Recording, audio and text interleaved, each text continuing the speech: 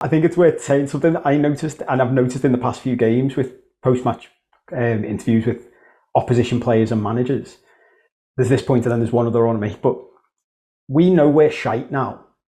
Everyone's associated with Liverpool Football Club, fans, players, coaches, staff, knows we're not a shadow of the side we were. All the teams we're playing are still playing us as though we are, and they're referencing us as though we are. So they're putting that effort in. Do you remember something we've often referenced is when Southampton's manager dropped to his knees and cried when they got a result against us. And we said, this is what we're up against. We're up against players and managers that want to beat us so badly. They cry when they do. We're still coming up against that level of commitment and determination from the opposition because they're playing us as if we're brilliant. I said early on in the season, Cope, on this show, I think the phrase I used was, we're not acting like we're the biggest kill in town when we are.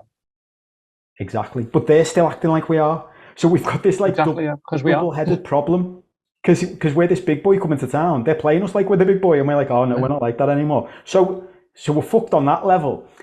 And then going back to the strikers, it comes back to what Sean was saying before about Joe. There's a difference between Nunez coming back to Matip and going, don't worry, mate, I'll sort this out for you, and being calm and clinical and just like I'm a stone cold killer in front of goal. What we're seeing with our strikers now is the age-old catch-22 problem of they're not sure when the next chance is going to come, and they know that the lads are leaking in anything. Like we can see, don't underestimate how big a blow that first goal was the other day. It wasn't even a shot. They're all looking at each other going, how did that even go in? Like it's come off the inside of his, it's megged him, but high up his legs, come off his thigh, gone in off the post, which it's managed to bypass Trent and Alisson. It's like fucking calamity. And they're all looking at each other going, how has that gone in? So then the next time Salah gets a chance, or Nunez gets a chance, or Keita gets a chance, they're snatching at everything. Because in every chance they get, they're thinking, I have to score this chance. And that's where we get into this vicious cycle then, which goes back again, to what Sean was saying before.